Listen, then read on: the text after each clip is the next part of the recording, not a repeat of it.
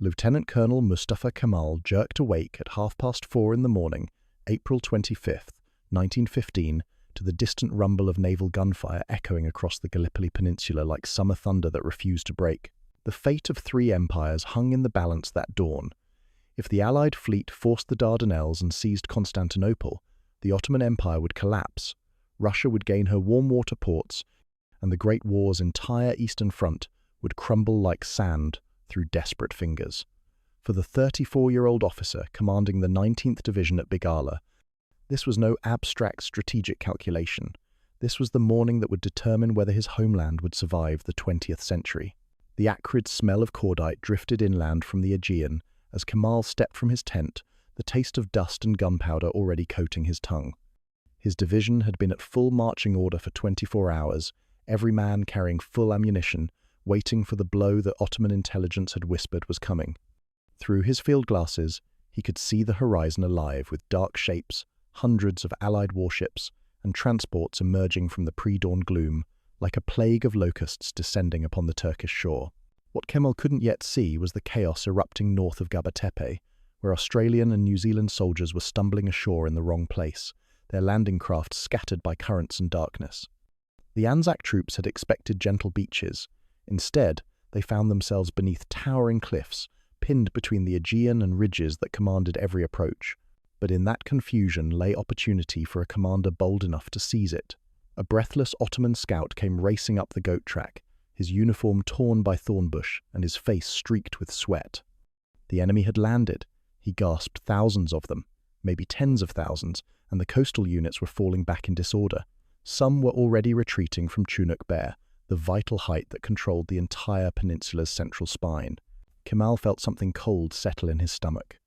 If the Allies seized those ridges, they could sweep down both sides of the peninsula like water through a broken dam. The Narrows would fall, the fleet would pass, and Constantinople, the city that had stood for 1,000 years as the jewel of Islam, would be at the mercy of Christian guns. But this moment would also forge a legend. Without waiting for orders from Fifth Army headquarters, Kemal wheeled his horse toward the sound of gunfire. He had trained for this not just in the military academies, but in the grinding campaigns of Libya and the Balkans, where he had learned that battles were won by officers who moved toward danger while others hesitated. His aide shouted something about waiting for confirmation, but Kemal was already spurring his mount up the rocky slope toward Chunuk Bair. The 57th Regiment was struggling up the heights in full kit, their rifles slung, and their faces grim with the knowledge that men were dying somewhere ahead. As they crested the ridge, Kemal saw what would haunt his dreams for decades, his own scouts running toward them in full retreat, their eyes wide with panic, abandoning the high ground that meant everything. In that crystalline moment, with the Mediterranean sun climbing higher and the sound of Allied voices echoing from the gullies below, Mustafa Kemal made the decision that would reshape the Middle East. He dismounted, drew his sword, and barked an order that would echo through Turkish memory. "I do not order you to attack. I order you to die." The 57th Regiment fixed bayonets and advanced into the scrub oak and pine, where Allied machine guns were already beginning to chatter. They knew they were walking into a slaughter. They knew the mathematics of flesh against steel. But they also knew that behind them lay the road to Constantinople, and that some prices were worth paying. As you read these words, imagine the weight of a Mauser rifle in hands slick with morning sweat, the taste of dust kicked up by artillery shells, the knowledge that your next breath might be your last. This is how empires live and die, not in the marble halls of palaces, but in the scrub-covered ravines where young men bleed into foreign soil. If you're finding yourself drawn into this story of courage and sacrifice, hit that like button and subscribe for more untold perspectives from history's greatest conflicts. And drop a comment below, what would you have done in Kemal's boots that morning? By sunset on April 25th, the Ottoman counterattacks had pushed the ANZAC lines back to ridges barely a mile from the beach, where they began digging trenches that would become graves for thousands. But the real test was only beginning, because in the hills above those makeshift fortifications, a young Turkish officer was planning something that would turn the Dardanelles into the Allies' graveyard. The French battleship Bouvet simply vanished in a column of smoke and steam at 1:54 p.m. on March 18, 1915, taking 640 men to the bottom of the Dardanelles in less than 3 minutes. This was the moment that proved naval supremacy meant nothing when facing an enemy who understood that wars are won not by the largest guns, but by the smallest details executed with ruthless precision.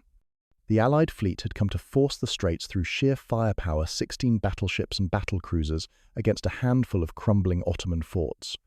Instead, they discovered that 26 mines laid by a humble Turkish minelayer named Nusret could humble the British Empire's most powerful dreadnoughts. The morning had begun with such confidence among the Allied commanders. Admiral John de Robeck's fleet steamed into the straits in 3 battle lines, their massive guns already thundering against the Ottoman shore batteries.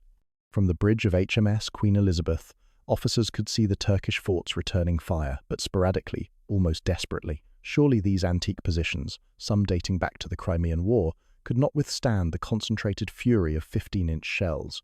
What they couldn't see was Corporal Seyit Onbaşı crouched behind his artillery piece at the Rumeli Mecidiye battery, sweat streaming down his face as he wrestled with a problem that would become legend. The mechanical hoist for the massive 276-kilogram shells had broken under the concussion of British fire. Around him, other gun crews were falling silent as their positions took direct hits. But Seyit was a man carved from Anatolian stone, broad-shouldered, ox-strong, and possessed of the kind of stubborn pride that makes empires. He bent down, wrapped his arms around the shell that weighed more than 2 grown men, and lifted it onto his shoulder. His crew watched in astonishment as he staggered to the breach and loaded the round himself.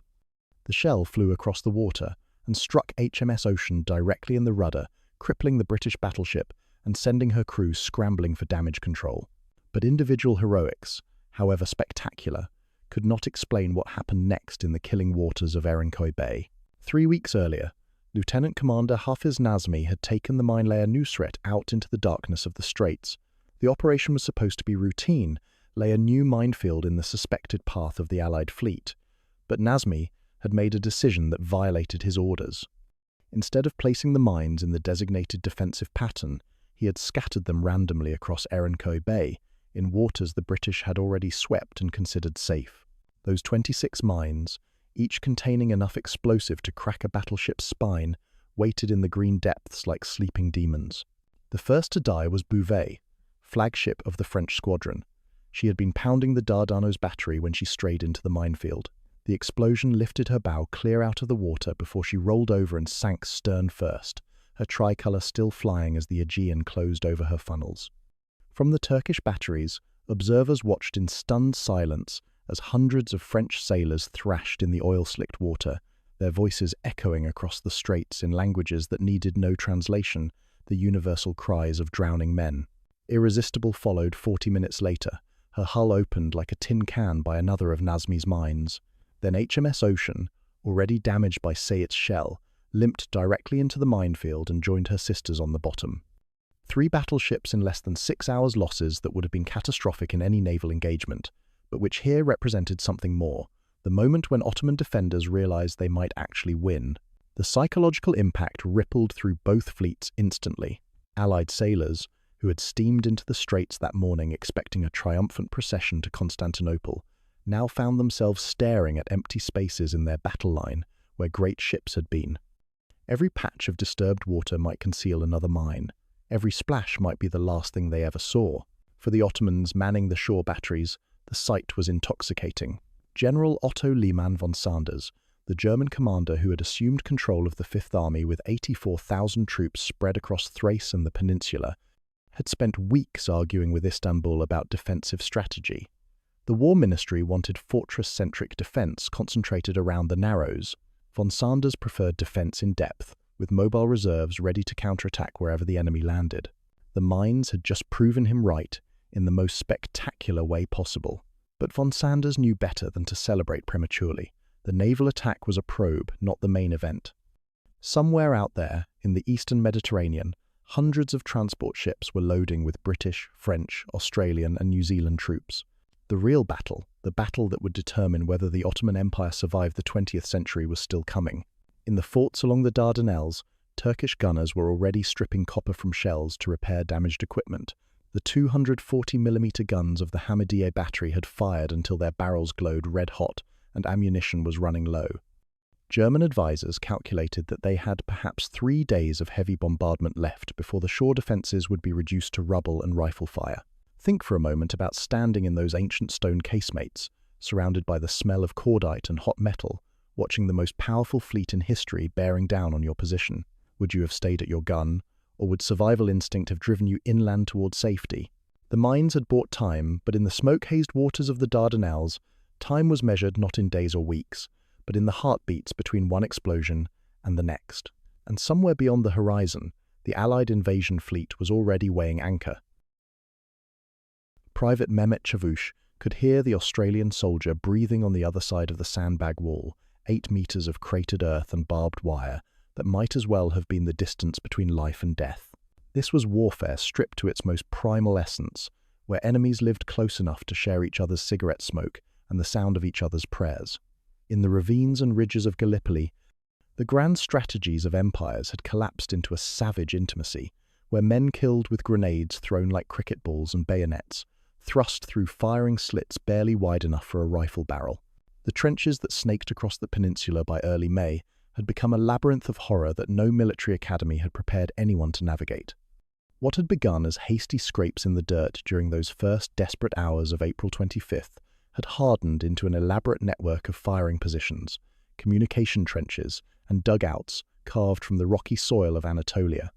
But unlike the Western Front, where opposing armies faced each other across hundreds of meters of no man's land, here the geography compressed everything into a deadly embrace. In some sectors around Gaba Tepe, Ottoman and ANZAC trenches sat so close together that men could hear conversations in the enemy lines. Turkish soldiers learned to recognize individual Australian voices. This one always sang Waltzing Matilda during the morning stand-to, that one cursed creatively when the bully beef ran out. The Australians, in turn, grew familiar with the 5 times daily call to prayer that echoed from the Ottoman positions, and the sound of Turkish mothers' names being called by wounded men in the dark. Private Çavuş adjusted his grip on the improvised grenade in his leather-gloved hand, not a factory-made German Kugel hand granite, but one of the jam tins packed with black powder and scrap metal that had become the signature weapon of this strangled battlefield. The Ottomans had quickly learned that in trench fighting, a handful of explosives was worth more than the finest rifle. But so had their enemies. The deadly dance had become almost ritualistic. An Allied grenade would arc over the parapet, black against the Mediterranean sky. Ottoman soldiers would track its trajectory with the practiced eye of men who had learned that split-second timing meant the difference between another sunrise and a shallow grave. If they were quick enough and lucky enough, they could catch the still-fused bomb in their leather gloves and hurl it back before it exploded. Sometimes the same grenade would fly back and forth 3 or 4 times before finally detonating, killing whoever had miscalculated by a heartbeat. The landscape itself was transforming into something from a fever dream. The sweet smell of wild thyme and pine that had once perfumed these hillsides was now overwhelmed by the stench of cordite, rotting mule carcasses, and the latrine trenches that bred clouds of flies thick enough to darken the Sunday men, the wrapped cloth around their faces. But the smell clung to everything: uniforms, equipment, food, water. It soaked into the very earth until the peninsula seemed to exhale death with every breath of wind. Dysentery had become a more dangerous enemy than Allied bullets. Entire companies were incapacitated by the gut-wrenching disease that spread through contaminated water and the omnipresent flies. Men who had survived the initial landings found themselves doubled over in their firing positions, too weak to hold their rifles steady, watching helplessly as their bodies betrayed them in ways that bullets never could. The Ottoman uniforms were evolving to match the brutality of their environment. The traditional red fez, once the proud symbol of the Ottoman soldier, had been abandoned as a sniper's target. Instead, men wore the dark khaki enverrier cap that blended with the dust and scrub. Their uniforms, originally the crisp blue-grey of regulation issue, had been bleached to the colour of bone by the 40-degree heat of summer, then stiffened with mud and blood until they stood like cardboard when removed. But it was during the night assaults of early May that the true savagery of Gallipoli warfare revealed itself. On the night of May 1st, Ottoman commanders decided to break the stalemate with a coordinated attack across multiple sectors. In the ravines around Zuandere, where the geography channeled attackers into natural killing grounds, Turkish soldiers fixed bayonets and prepared to charge Allied positions under the harsh glare of calcium flares that turned the battlefield into a hellish theatre of shadows and light. The attack began at midnight with the artillery barrage that lit the ridges like a thunderstorm. Then came the war cries, "Allah! Allah!" rising from 1,000 throats as Ottoman infantry poured out of their trenches and scrambled through the wire.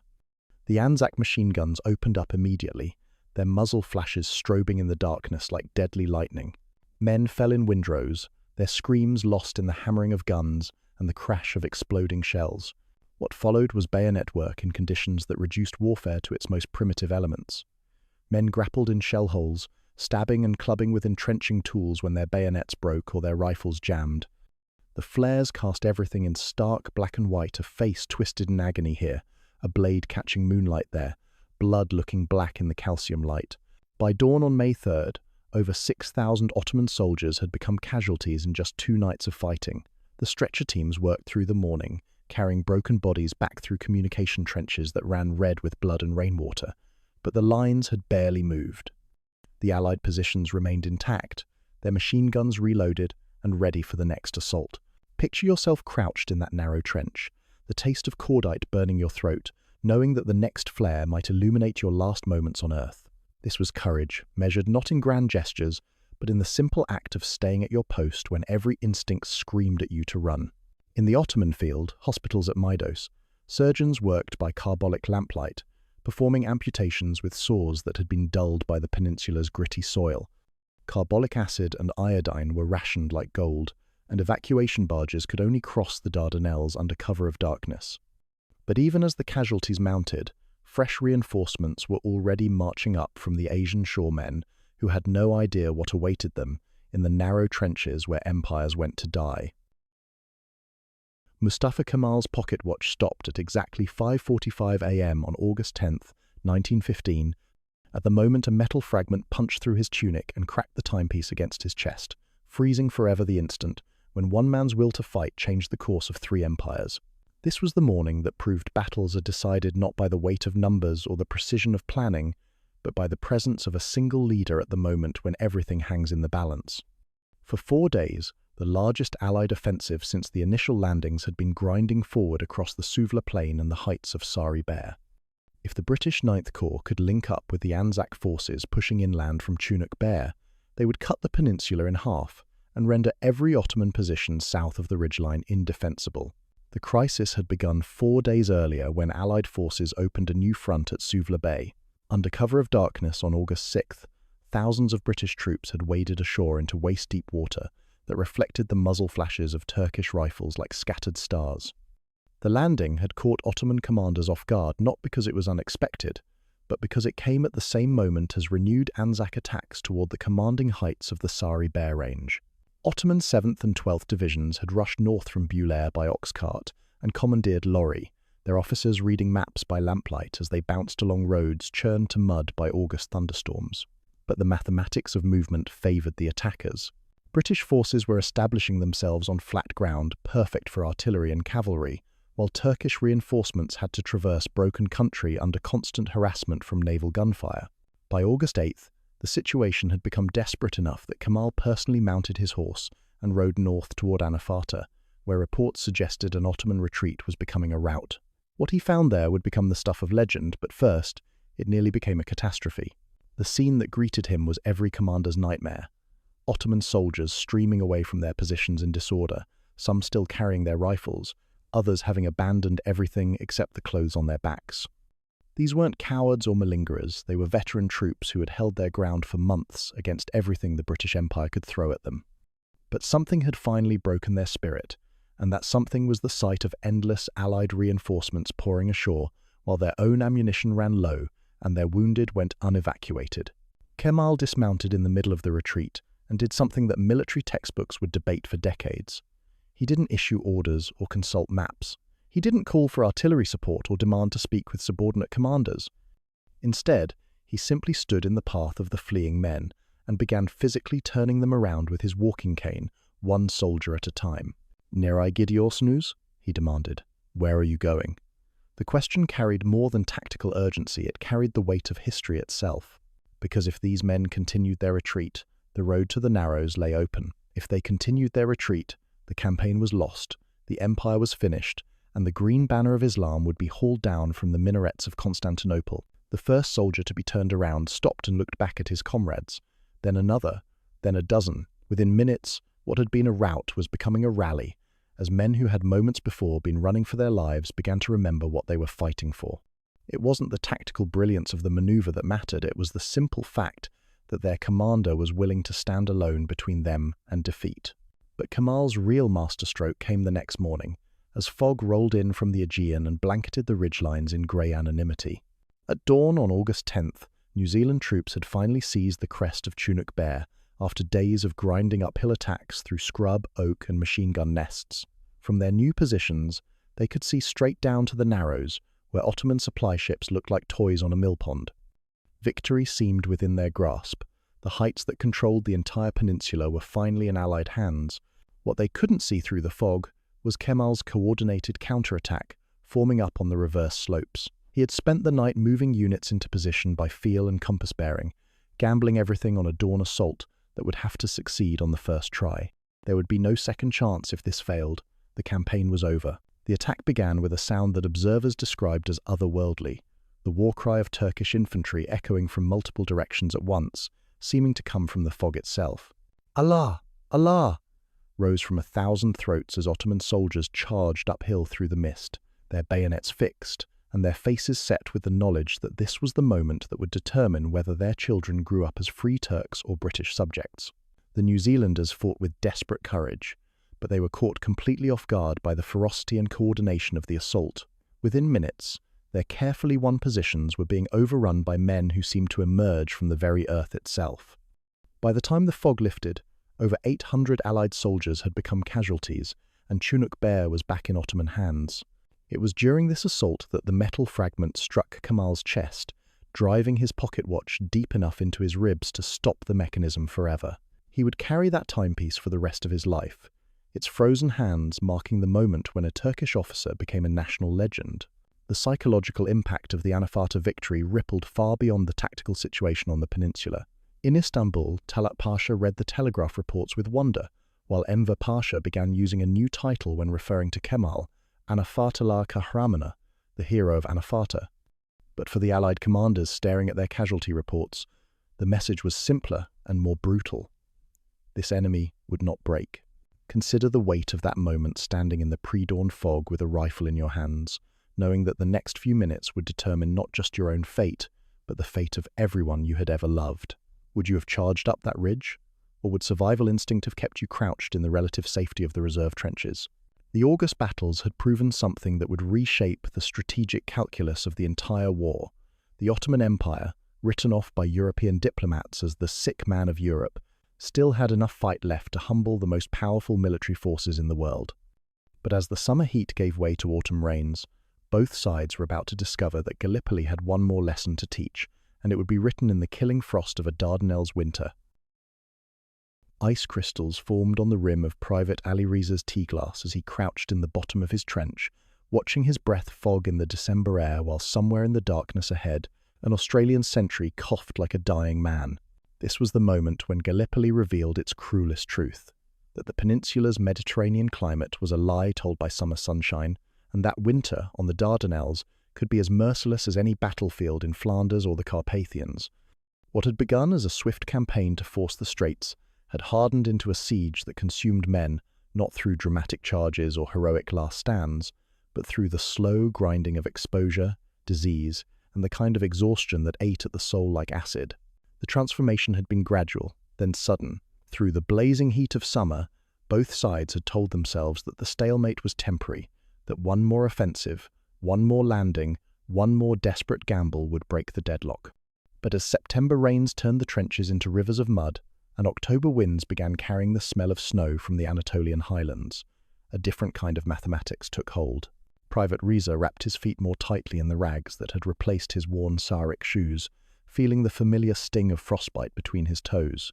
Around him, other men huddled over braziers, made from punctured ammunition boxes, burning anything that would produce heat, broken rifle stocks, scraps of cardboard, even pages torn from personal letters when the cold became unbearable.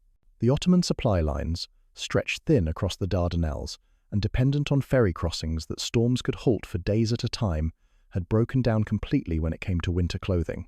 The irony wasn't lost on the Turkish soldiers that they were freezing to death in their own country. These men came from the warm valleys of Anatolia, from villages where winter meant sitting by wood fires and drinking tea sweetened with sugar that actually existed. Here, They learned to brew a bitter substitute from pine needles and whatever brown leaves they could scrape from the frozen ground, telling themselves it tasted like home, while their hands shook from more than just the cold. But the physical hardships, brutal as they were, paled beside the psychological weight of what had become a war of ghosts. In July, during the holy month of Ramadan, many Ottoman soldiers had maintained their religious fast from dawn to sunset, even while manning forward positions under constant sniper fire. The discipline had been remarkable. Men who hadn't eaten or drunk water for 12 hours in 100-degree heat still found the strength to repel Allied attacks and launch counter-assaults of their own. Chaplains led prayers in slit trenches, while shells passed overhead, and soldiers pinned verses from the Quran wrapped in oilcloth to their tunics like armor against bullets. Now, in the killing cold of December, that spiritual strength was being tested in ways that no theology had prepared them for. Prayer calls still echoed at dusk from the ravines, but they sounded thinner somehow, as if the voices themselves were being leached of warmth by the wind that howled down from the steppes. Men still carried their mother-woven talismans and whispered the 99 names of Allah during bombardments, but the words felt hollow when spoken through chattering teeth over the bodies of friends who had died, not in glorious combat, but from dysentery or exposure or simple despair. The logistics of keeping an army alive in these conditions had become a nightmare that haunted every level of command. Mule trains of 30 to 50 animals brought ammunition and supplies up goat tracks that turned to sheets of ice after midnight, each convoy carrying 2 to 3 tons of material that represented the difference between survival and collapse for the men in the forward positions.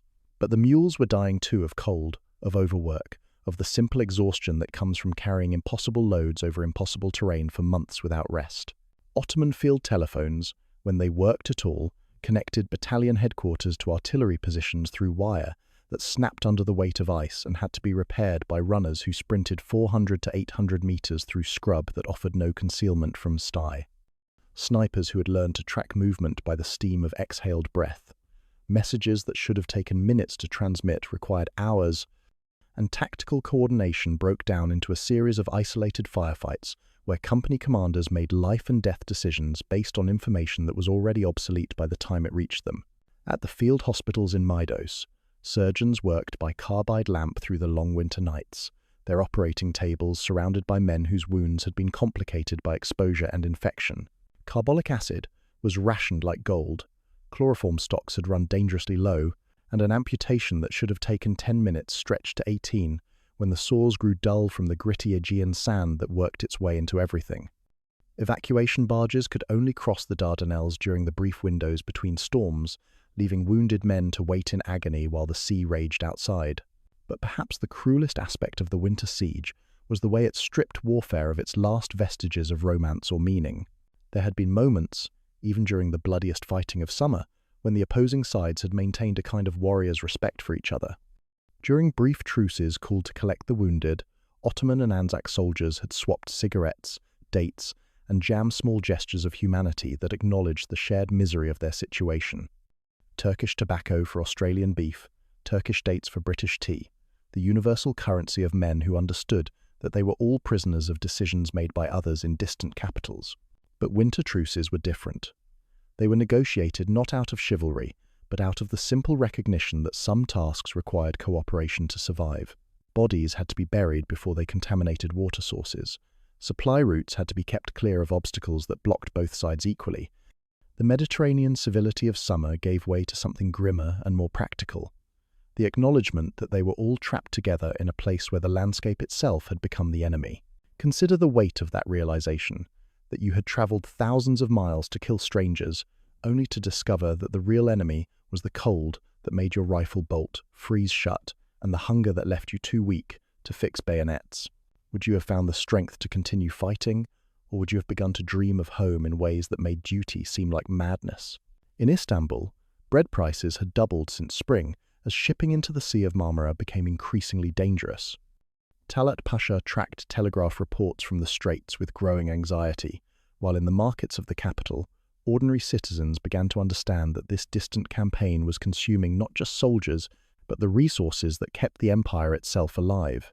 The Ottoman 27th and 57th regiments had already lost over 50% of their effective strength, and replacement troops now included Arab, Kurdish, and Balkan conscripts who often struggled with Turkish commands and had little emotional investment in defending the straits. The empire that had once stretched from Budapest to Baghdad was cannibalizing itself to hold a single peninsula, and everyone from the Sultan in his palace to the private shivering in his trench could feel the mathematics of collapse closing in around them. But in those frozen trenches, where empires came to die by degrees, one more drama was about to unfold because the Allies had not given up on their dream of forcing the Dardanelles, and their final gamble would test the limits of both courage and endurance. Lieutenant Hassan Bey pressed his ear to the frozen earth of no man's land and heard something that made his blood run cold, the sound of an enemy that was no longer there.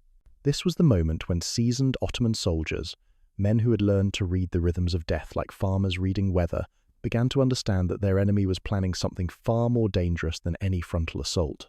For 8 months, the nights had been alive with the sounds of Allied activity, the scrape of entrenching tools against stone, the muffled conversations of sentries, the distinctive clink of British mess tins, and the hiss of pressure stoves brewing tea. Now, in the first week of December 1915, that familiar symphony of trench life was fading into something that felt less like victory and more like the silence that precedes an avalanche. The changes had been subtle at first, the kind of details that only men who had lived cheek by jowl with their enemies for months would notice. Ottoman sentries reported fewer cookfires visible in the ANZAC lines after dark.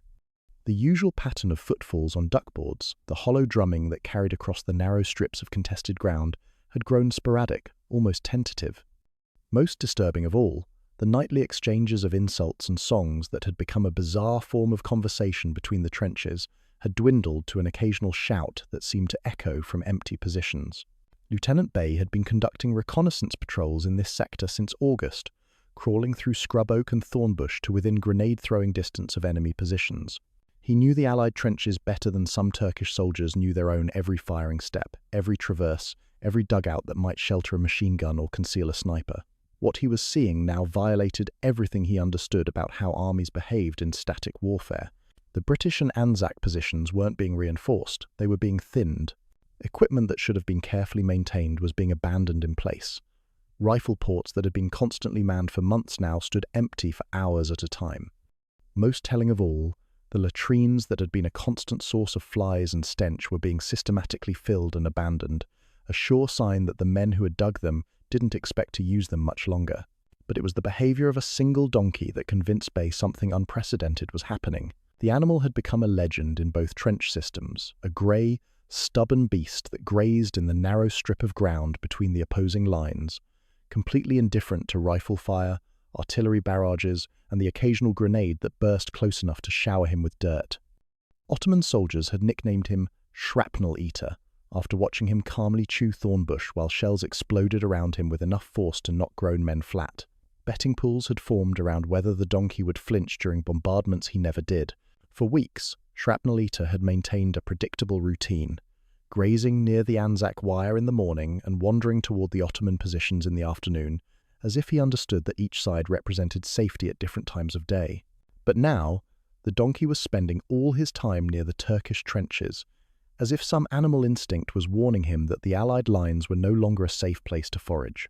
The Ottoman soldiers found this more unsettling than any intelligence report. If a donkey could sense that something fundamental had changed in the balance of the siege, what did that say about their own ability to read the tactical situation? Reports from other sectors confirmed Bey's observations.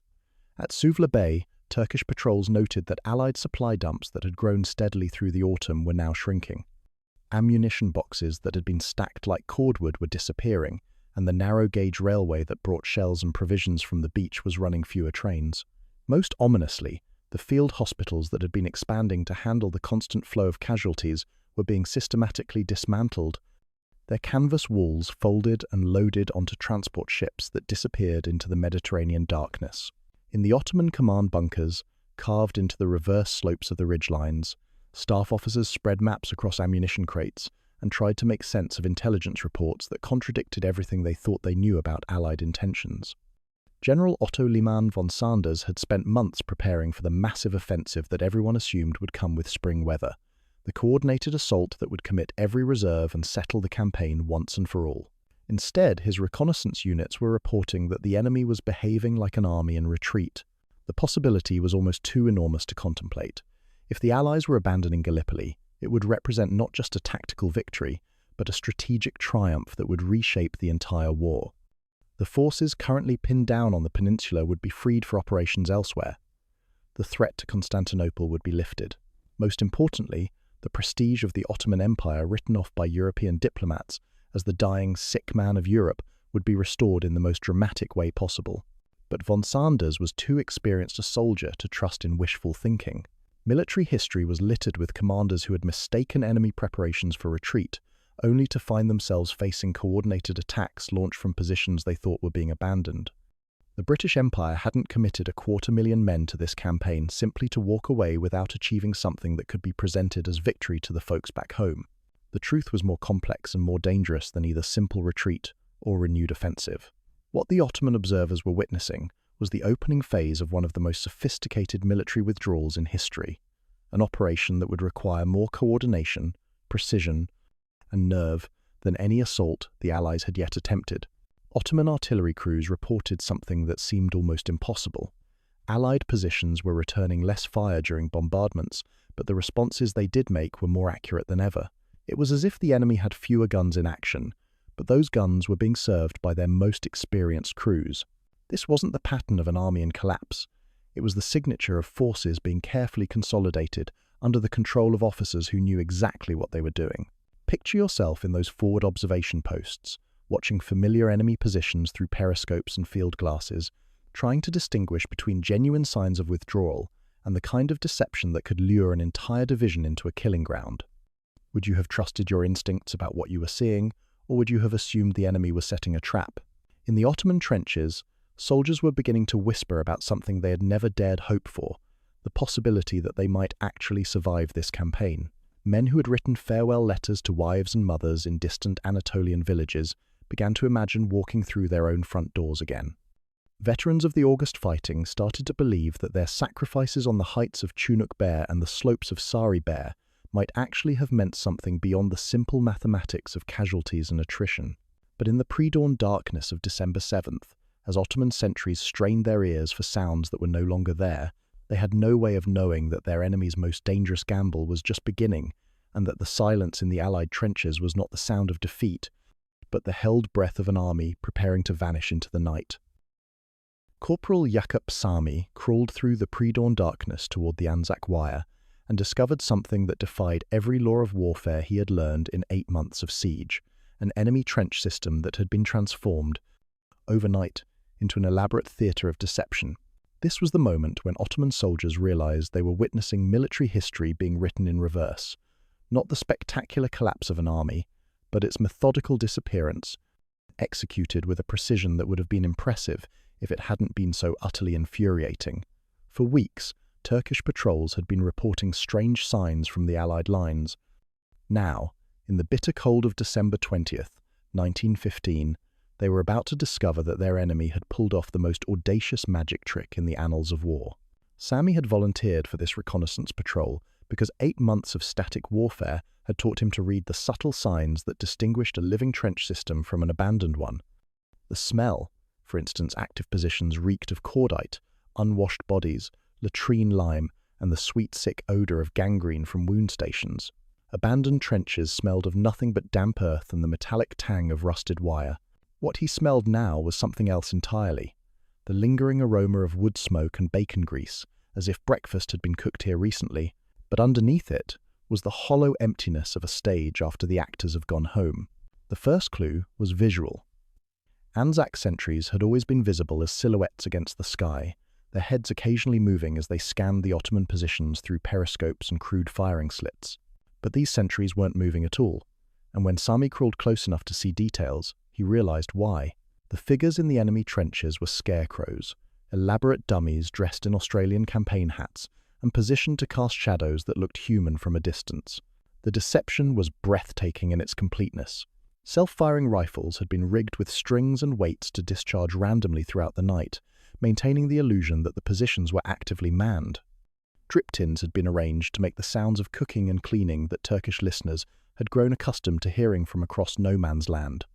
Most ingeniously, the Allies had left gramophone players wound with long springs, cycling through recordings of conversation and movement that would play for hours without human intervention. But it was the booby traps that convinced Sami he was looking at the work of a professional army that had lost none of its technical competence even in retreat. Every obvious souvenir had been wired with explosives. Abandoned rum bottles that thirsty Ottoman soldiers might be tempted to sample would detonate if moved. Discarded rifles had been booby-trapped to explode when the bolt was operated.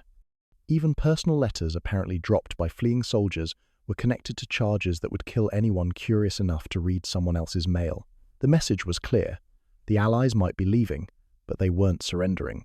As dawn broke over the Aegean, revealing the full extent of what had happened during the night, Ottoman soldiers began emerging from their trenches, like men walking into a dream. The positions they had been attacking for months, the machine gun nests that had cost thousands of Turkish lives, the observation posts that had directed murderous artillery fire onto their own positions, the strong points that had seemed as permanent as the rocks themselves were empty. Not abandoned in panic, not surrendered in defeat, but evacuated with the kind of methodical precision that marked the difference between a retreating rabble and a professional army executing a planned withdrawal. The evidence of that professionalism was everywhere. Duckboards had been stacked neatly, as if the men who had used them for months wanted to leave their positions in good order for whoever came after. Ammunition that couldn't be carried away had been destroyed systematically, not scattered in haste. Even the latrines had been properly filled and limed, a courtesy that spoke to a level of military discipline that transcended the chaos of evacuation. But perhaps the most unsettling discovery was how much intelligence the Allies were leaving behind deliberately. Maps found in abandoned command bunkers showed Ottoman positions marked with an accuracy that made Turkish officers' blood run cold. Every machine gun nest, every mortar pit, every communication trench had been surveyed and recorded with the precision of a peacetime mapping exercise. The enemy had known exactly where Ottoman troops were at all times, had catalogued their weapons and estimated their strength down to individual companies. More disturbing still were the intercepted radio transcripts, neatly filed and annotated, showing that Allied intelligence had been reading Ottoman communications for months. Plans that Turkish commanders had thought were secret had been transmitted to London within hours of being issued. Troop movements that should have caught the enemy off guard had been anticipated and countered before they even began. The psychological impact on Ottoman soldiers was complex and contradictory. There was relief, certainly the knowledge that they had survived a campaign that had killed or wounded 250,000 men on both sides. There was pride in having fought the British Empire to a standstill and forced the most powerful navy in the world to abandon its objectives. But there was also a kind of hollow bewilderment, as if victory achieved through enemy withdrawal felt somehow less satisfying than victory won through decisive battle. Lieutenant Colonel Kemal, now wearing the insignia that marked him as one of the most decorated officers in the Ottoman army, walked through the abandoned ANZAC positions with the measured pace of a man surveying a battlefield where he had expected to die and instead found himself among the living. The trenches where he had ordered the 57th Regiment to charge 8 months earlier were now silent, except for the wind that rattled loose equipment and the distant sound of waves breaking against the cliffs below. In his pocket, the watch that had stopped at 5:45 on August 10th felt heavier than usual. He had carried it through every major engagement of the campaign, a talisman that reminded him of the moment when individual courage had changed the course of history. Now, walking through positions that the enemy had held for 8 months and abandoned in a single night, he wondered what kind of victory this actually represented. Think of standing in those empty trenches, surrounded by the debris of a campaign that had consumed the lives of hundreds of thousands, trying to understand whether what you had witnessed was triumph or merely survival. Would you have felt vindicated by the enemy's withdrawal, or would you have wondered what they had accomplished that was worth such a methodical retreat? At Ottoman headquarters, staff officers were already drafting reports that would describe the evacuation as a complete Turkish victory. Telegrams flowed toward Istanbul, carrying news that would electrify the Muslim world and reshape diplomatic calculations from Berlin to Cairo. But the officers who had actually fought the campaign understood something more complex. They had not so much defeated the Allied forces as outlasted them. The British Empire, master of strategic withdrawals from Afghanistan to India, had added another chapter to its history of tactical retreats that preserved forces for more important battles elsewhere.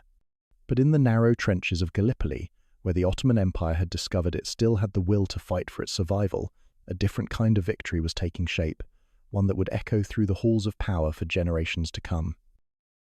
The last Allied soldier to leave Gallipoli stepped off the pier at Cape Helles into a waiting lighter at 3:35 a.m. on January 9, 1916. carrying with him the knowledge that 250,000 casualties had purchased nothing more valuable than the hard-won wisdom that some positions cannot be taken by force. This was the moment when the mathematics of empire finally balanced their books, and the ledger showed that the Ottoman forces had paid a price in blood that would echo through the halls of power for generations to come. Over 50,000 Turkish soldiers had died defending these ridges and ravines, a number that represented not just statistics in some staff officer's casualty report, but the sons of farmers, the brothers of shopkeepers, the fathers of children who would grow up with only faded photographs to remember the men who had held the line when everything depended on holding it. In the grey pre-dawn light of that January morning, Ottoman patrols picked their way through the final abandoned positions at Cape Helles, finding the same careful deception that had marked the earlier evacuations at Suvla and ANZAC Cove. The Allies had left behind a landscape of professional thoroughness, booby traps wired to rum bottles, duckboards stacked with military precision, and latrines properly filled and limed, as if the men who had dug them wanted to leave their enemies a clean battlefield to inherit. But it was in the improvised cemeteries that the true cost of the campaign revealed itself most starkly.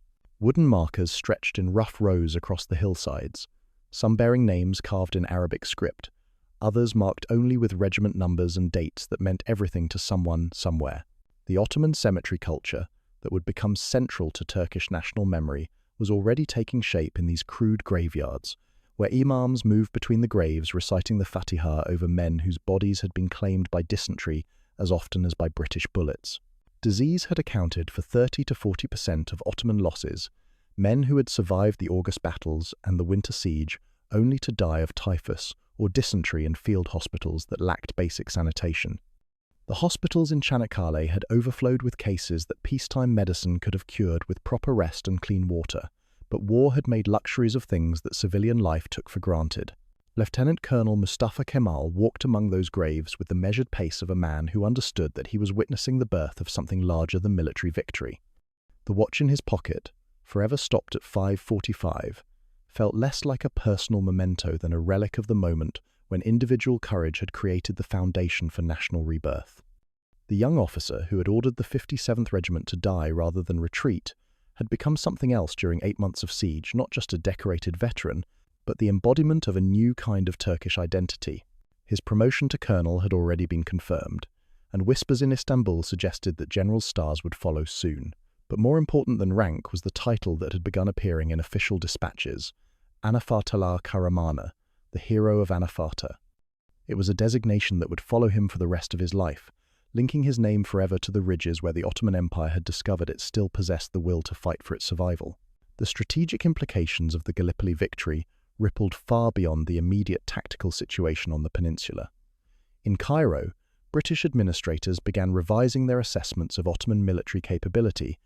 In Berlin, German staff officers started taking Turkish requests for modern equipment more seriously. Most importantly, in the villages and towns of Anatolia, a generation of young men began to understand that the empire they had thought was dying might have enough life left to surprise the world. The veterans of Gallipoli would form the cadre of the War of Independence that would reshape the map of the Middle East between 1919 and 1922. Men who had learned to fight in the narrow trenches of the Dardanelles would apply those lessons to the broader canvas of Anatolia itself, where they would face Greek armies backed by British gold and Italian expeditionary forces that expected to carve up the Turkish heartland like a feast day lamb. But that future war was still years away. For now, in the immediate aftermath of the Allied withdrawal, Ottoman soldiers were simply trying to comprehend what they had accomplished through 8 months of suffering that had tested every limit of human endurance. The post-war memoirs that would eventually be written by survivors from both sides would calculate that some sectors of the front had absorbed 10 to 12 bullets per metre of parapet during the heaviest fighting. Sandbags filled with the gritty soil of the Aegean shores had rotted through every 3 to 4 weeks, requiring constant replacement by men who worked under sniper fire and artillery bombardment. The mundane details of siege warfare, the daily routine of filling water bottles, cleaning rifles, and writing letters that might never be sent, had become a kind of meditation on mortality that changed everyone who survived it. In Istanbul, the Grand Bazaar merchants who had watched bread prices double during the campaign began to understand that they had witnessed something unprecedented, a defensive victory that would be remembered not as a desperate last stand, but as the moment when Turkish nationalism discovered its voice. The phrase Çanakkale Geçilmez, Çanakkale is impassable entered the language as something more than a military slogan. It became a declaration of identity that would resonate through Turkish culture for generations. The Allied casualties that approximated 250,000 killed, wounded and sick represented losses that would haunt British and Australian memory for decades. But for the Ottoman Empire, the cost had been different and more complex. They had not just defended a strategic position, they had defended the idea that the sick man of Europe still possessed enough vitality to frustrate the plans of the greatest military powers in the world. Consider what it meant to be a Turkish soldier, walking through those empty enemy trenches in the pale light of a Dardanelles dawn, knowing that you had outlasted an empire that controlled a quarter of the world's landmass and ruled the seas with a fleet that had not known defeat for a century. Would you have understood the historical magnitude of what you had accomplished, or would you have simply been grateful to be alive when so many of your comrades were not? The donkey that Ottoman soldiers had nicknamed Shrapnel Eater was still grazing in no man's land when the last patrols returned to their own lines, still chewing thornbush with the same magnificent indifference to human affairs that had made him a legend in both trench systems. He had outlasted the campaign that killed 250,000 men, and there was something both absurd and profound in that survival, a reminder that the natural world continued its ancient rhythms, regardless of the grand strategies that consumed human ambition. In the years that would follow, April 25th would become enshrined in Turkish memory as the day when a new nation announced itself to the world through sacrifice and steel.